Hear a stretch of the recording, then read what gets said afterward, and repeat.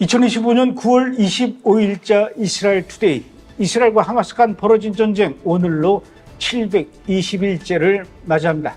지난 9월 24일 후티 반군이 날려보낸 드론이 이스라엘의 남부 휴양 도시 에일랏에 도착해서 폭발하면서 부상자가 20명이 나오고 다행히 사망자는 없다고 합니다. 이스라엘 군은 드론을 잡기 위해서 아이언돔을 2발을 날렸지만 또 드론이 너무 작고 낮게 날아서 이 아이언돔으로도 드론을 잡지 못했다고 하죠. 후티 반군은 지난 3월 18일 이후에 IDF의 가자 지구에 하마스에 대한 공세를 재개한 이후 이스라엘 향해서 약 90발의 탄도미사일 그리고 41대의 드론을 이스라엘을 향해서 발사해 왔습니다. 레이더에도 잘 잡히지 않고 그렇다고 해서 또 아이언돔으로도 요격되지 않는 그야말로 날파리와 같은 드론. 제가 생각하기엔 후티 반군은 앞으로도 계속해서 이런 식으로 폭탄을 실은 싸구려 드론을 이스라엘을 향해서 계속 날려보낼 것으로 예상이 됩니다. 그렇다면 이스라엘은 어떻게 해야 이 드론의 공격을 피할 수 있을까요? 다른 방법이 없습니다. 지난 6월 12일 이스라엘이 이란을 향해서 쑥대밭을 만들었던 것처럼 후티 반군을 그야말로 아라비아 반도에서 쑥대밭을 만들어서 아예 흔적도 없이 사라지게 해야 합니다. 하마스를 그랬듯이 또 헤즈볼라도 확실하게 잡았듯이 또 이란을 향해서 쑥대밭을 만들었듯이 후티 반군 정도 이스라엘이 못 잡겠습니까? 확실히 밟아서 없애버려야 됩니다. 후티 반군을 확실하게 또 밟아줄 우리 이유진 PD 나와 있습니다. 어서 오십시오. 네. 밟아줄 수 있죠? 네. 발이 270이라는 얘기가 있던데. 아니요. 자, 첫 번째 얘기부터 해야 될 것 같아요. 최근에 팔레스타인을 국가로 인정하는 나라들이 여기저기서 많이 생겨나고 있어요. 특히 G7 국가 중에 하나인 프랑스가 마크롱 대통령이 지난 9월 20일 날 단독으로 팔레스타인 국가를 인정하는 발표를 했습니다. 네, 맞습니다. 지난 9월 17일에 유엔 총회에서는 142개국이 팔레스타인을 국가로 인정하는 그런 결의안을 채택했었죠. 그런데 프랑스는 그때는 참여하지 않았다가 이번 22일 월요일에 단독으로 팔레스타인을 국가로 인정한다 이런 발언을 한 겁니다. 그런데 문제는 이런 발표가 마크롱 대통령 혼자만의 생각입니까? 아니면 프랑스 국민들의 대다수가 똑같은 생각을 하느냐인데 어떻습니까? 실제로는 프랑스 국민의 고작 29% 정도만 팔레스타인 국가를 인정하고 있는 상황이고요. 프랑스 국민의 다수인 70% 이상은 팔레스타인 국가를 즉각 인정하는 것에 대해서 회의적이거나 반대하는 그런 입장입니다. 그러면 팔레스타인을 국가로 인정한다면은 앞으로 그럼 가자지구에 대한 구상은 어떻다는 겁니까? 가자지구를 어떻게 하겠다는 거예요? 네, 현재 프랑스는 국제 안정화 임무라는 그런 제안을 냈는데요. 가자군이라고 불리는 다국적 연합군을 창성해서 하마스를 점진적으로 무장 해제하자는 그런 제안입니다. 즉 가자지구에서 이스라엘군을 대체해서 하마스를 점진적으로 무력화시키고 그리고 이 치안을 팔레스타인 자치정부 PA에게로 다시 넘겨주겠다 그런 얘기인데요. 현실 가능성이 있을지는 모르겠습니다. 가능성이 있어 보입니까? 아니에요. 네. 그렇다면 프랑스의 이 팔레스타인 국가 인정에 대해서 정작 당사자인 팔레스타인 주민들은 프랑스에 대해서 어떻게 생각하는 겁니까? 고마워하나요? 어떻든가요? 고맙다는 반응도 있기는 한데 대체적으로는 무덤덤하거나 아니면 회의적인 그런 반응입니다. 실제로 프랑스의 이러한 외교적인 활동들이 자신들의 실제 삶에서 어떤 변화를 가져오겠냐, 그리고 이런 단순한 선언 말고 실질적인 행동이 있어야 하지 않겠냐, 이런 냉소적인 질문들을 던지면서 국제사회에 이런 보여주기식의 행동들을 이제 꼬집은 건데요. 또한 팔레스타인 국가 실질적 주권에 대해서도 과연 이 실질적 주권을 가질 수 있냐, 이런 현실적인 회의 또한 존재합니다. 결국 선언만으로는 이 팔레스타인 주민이 체감하는 수준의 변화를 가져오기는 힘들다. 그런 외교적 선언과 이제 현실 사이에 그런 괴리인 것이죠. 프랑스뿐만 아니라 영국도 그래요. 영국의 스타머 총리도 팔레스타인을 국가로 인정한다 이렇게 발표를 했는데 역시 마찬가지로 영국 국민들도 이런 그 발표에 대해서 어떻게 동의를 하는 겁니까? 네, 영국도 이번 유엔 총회 결의안 이후에 해당 발표를 한 건데요. 하지만 이제 설문조사 결과 프랑스와 마찬가지로 영국인 10명 중 9명은 팔레스타인 국가 인정을 지지하지 않는 것으로 드러났습니다. 영국 국민과 이 총리 사이에 단절을 제대로 보여주는 그런 사례인데요. 심지어 스타머 총리가 소속되어 있는 이 노동당조차도 89%가 반대하고 있는 상황이고요. 뭐 보수당은 당연히 말할 것도 없는 상황인데 이외 다른 정당들도 과반 이상이 반대하고 있는 그런 상황입니다. 결국 영국 내에서 지금 대부분 팔레스타인 국가 인정을 이제 지지하지 않고 있는 상황인데 스타머 총리 혼자 이렇게 발언을 하고 있는 상황입니다. 근데 또 그 와중에 스타머 총리는 하마스를 제재하겠다 이런 발언까지 하면서 계획 중이라고 했는데요. 영국에 묶여있는 하마스 재정을 동결하는 그런 방법을 사용할 것 같습니다. 근데 그렇게 하면서 팔레스타인 인정에 반대하고 있는 미국을 이렇게 한편으로는 달래려고 하는 그런 모양인데 사실 뭐 전혀 미국에게는 영향을 미칠 것 같지는 않습니다. 팔레스타인을 국가로 인정한다는 것, 이게 팔레스타인 주민들에게는 어떤 의미가 있고 또 국제적으로는 어떤 의미가 있습니까? 이 팔레스타인을 국가로 인정한다는 게 팔레스타인인들에게는 국제사회가 당신들의 독립과 정당성을 인정한다. 이런 일련의 메시지가 있다 보니까 의미가 어느 정도는 있기는 하겠지만 하지만 실제로 영토와 주권에 관한 문제에 대해서는 여전히 이스라엘과 협상을 해야 하는 문제이기 때문에 실질적인 변화는 제한적이라고 할 수 있습니다. 그리고 국제적으로는 팔레스타인을 국가로 인정한다라는 이러한 선언을 근거로 해서 팔레스타인이 국제기구에서 뭐 권리를 주장을 할 수도 있는 부분이고 그리고 외교 무대에서는 발언력이나 권한이 커질 수도 있겠죠. 근데 이제 앞으로 팔레스타인이 국제기구를 가입하거나 어떤 지위를 확대하려고 할 때 그때 이제 레버리지로 사용을 할 수 있다는 건데 하지만 핵심은 법적 구속력은 없다라는 겁니다. 그렇기 때문에 트럼프 대통령은 계속해서 이들의 행동은 아무런 의미도 없다 이렇게 얘기를 하고 있는 것이죠. 그럼 제가 이런 질문을 좀 드려볼게요. 국가를 구성하는 데는 세 가지 조건이 있어야 돼요. 여건을 갖춰야 되는데 국토와 국민 그리고 주권이 있어야 되거든요. 근데 팔레스타인은 주민은 있어요. 국민은 있는데 영토. 근데 영토 개념이 아직은 그 팔레스타인은 명확하지가 않거든요. 그거 어떻게 해야 되는 겁니까, 그러면은? 뭐 특히 영토 문제 같은 경우는 이스라엘과 당연히 합의를 봐야 하는 부분인데 이스라엘이 절대 뭐 봐줄 리는 없는 부분인 거고요. 그리고 이스라엘 배후에는 특히 미국이 있는데 이제 트럼프 대통령도 절대 이 팔레스타인 국가를 인정할 리가 없는 부분이니까 또 애초에 불가능한 거라고 보고 있는 것이죠.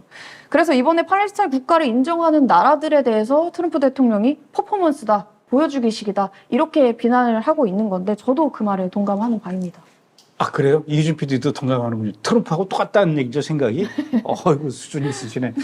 근데 그 서한 지구를 만약에 팔레스타인 국가로 인정을 한다고 하면은 그게 이제 국토가 될 거예요. 팔레스타인 국토가 될 텐데 문제는 그 서한 지구 안에 유대인 정착촌들이 많이 있고 유대인들이 한 70만 명이 살고 있단 말이에요.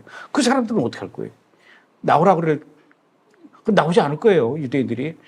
뿐만 아니라 지금 그 요르단으로 가 있는 팔레스타인 난민들이 팔레스타인이 국가로 이제 승인이 되면 인정이 된다면은 그 사람들이 자기네 고국으로 돌아와야 되잖아요. 요르단이 보낼까요? 그것도 보내지 않을 거라고 저는 생각이 돼요. 하여튼 좀 여러 가지 개념이 좀 모호합니다. 국가 승인이라는 것이. 이런 상황에서 영국과 프랑스가 팔레스타인을 국가로 승인하는 것, 이스라엘 입장은 어떻습니까? 일단 이번에 특히 이제 서방국들, 영국과 호주, 캐나다, 포르투갈 이런 서방국들이 추가적으로 팔레스타인 국가를 인정을 하면서 이스라엘이 더 이제 강하게 반발을 했는데요.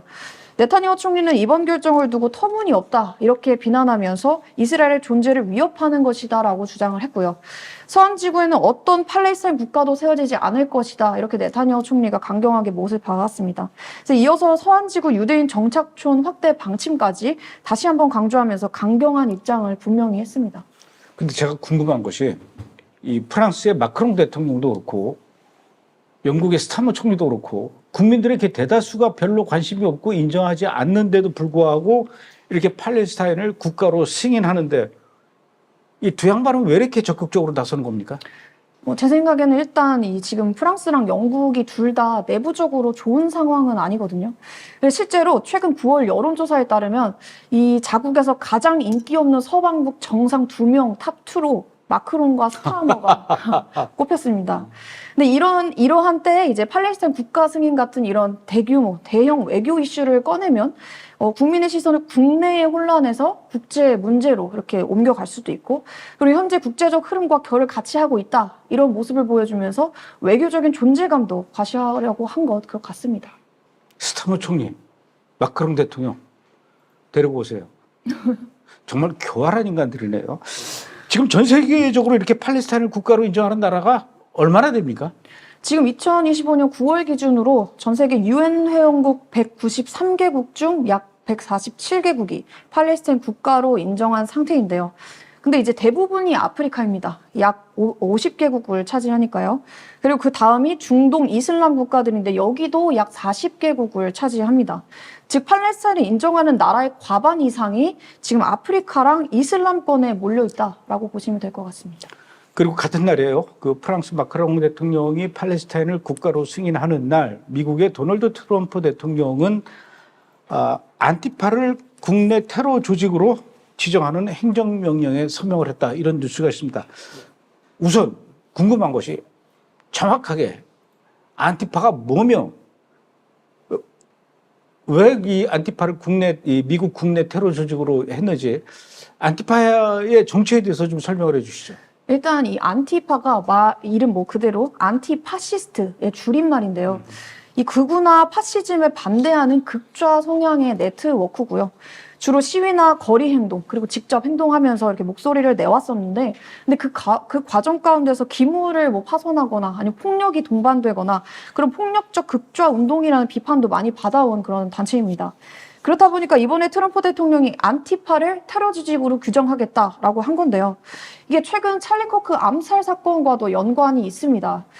찰리 커크 암살범이 안티파와 좌익단체와 연관되어 있다는 그런 주장들이 지금 계속 나오면서 오래전부터 논란이었던 극좌 폭력이 실제 테러 위협으로 현실화됐다는 우려가 다시 커진 건데요.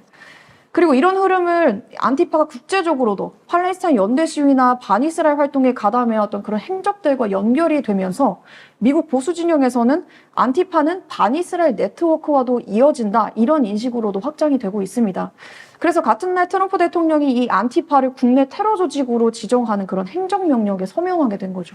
그러니까 그 얼마 전에 미국의 그 찰리 커크가 살해되는 그 사건으로 인해서 안티파 문제가 이제 불거지게 되고, 안티파를 그래서 테러 조직으로 지정하는 행정명령에 이제 서명을 했나 본데, 9월 22일 날 미국 애리조나에서 이 찰리 커크 추모식이 열렸어요.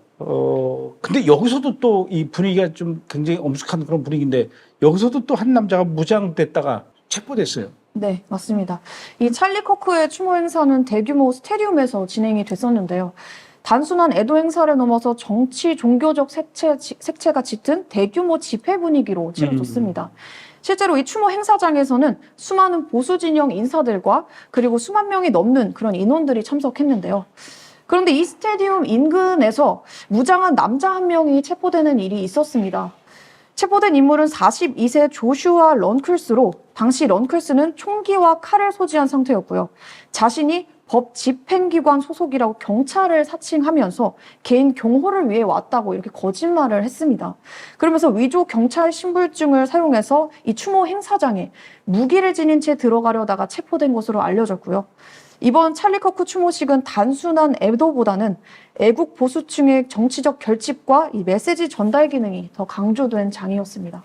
알겠습니다. 자, 이번엔 이탈리아 밀라노로 가보겠습니다. 우리나라 뉴스에서는 거의 보도가 되지 않았는데, 밀라노에서 대규모 반이스라엘 시위, 그냥 시위가 아니라 거의 폭동 수준으로 일어났다고 하더라고요. 밀라노에서 왜 이런 겁니까? 네, 지난 9월 22일에 이탈리아 밀라노에서는 사실상 이제 시위라고 하지만 대규모 폭동에 가까운 그런 사태가 벌어졌습니다. 이 폭동의 배경은 이탈리아 총리인 조르지아 멜로니가 영국과 프랑스 등 일부 유럽 국가들이 이 팔레스타인을 국가로 인정하자 이렇게 요구하는 움직임들을 따르지 않고 거부한 것이 그 배경이었는데요. 이 총리의 결정에 반발한 안티파와 반이스라엘 시위대가 거리로 쏟아져 나온 겁니다. 이 현장에는 약 15,000명이 모였고요. 로마에서는 무려 5만 명이 시위에 합류했습니다. 경찰은 최루탄을 사용해서 진압을 시도했는데 오히려 군중의 분노만 더 부추긴 꼴이 됐습니다. 그 과정에서 경찰관 60명 이상이 부상을 입었고 도심 일부는 아수라장이 됐는데요. 결국 이번 사태는 극좌 성향 안티파 세력과 반이스라엘 정서가 결합해서 폭력적으로 분출된 사건으로 해석되고 있습니다. 그러니까 영국과 프랑스하고 이탈리아하고는 정반대 상황이네요. 영국과 프랑스는 지도자가 반이스라엘, 친팔레스타인으로 가고 있는데 국민들은 오히려 관심이 없고, 이탈리아는 총리가 팔레스타인 국가 승인을 안 하니까 국민들이 저렇게 들고 일어나고, AD 70년에 이스라엘이 멸망하고 예루살렘이 불탄 거 누가 그랬냐면은 로마 인간들이 그랬어요. 로마 병사들이. 이탈리아 로마 사람들이 지금 또 저렇게 반이스라엘을 들고 일어서고 있습니다.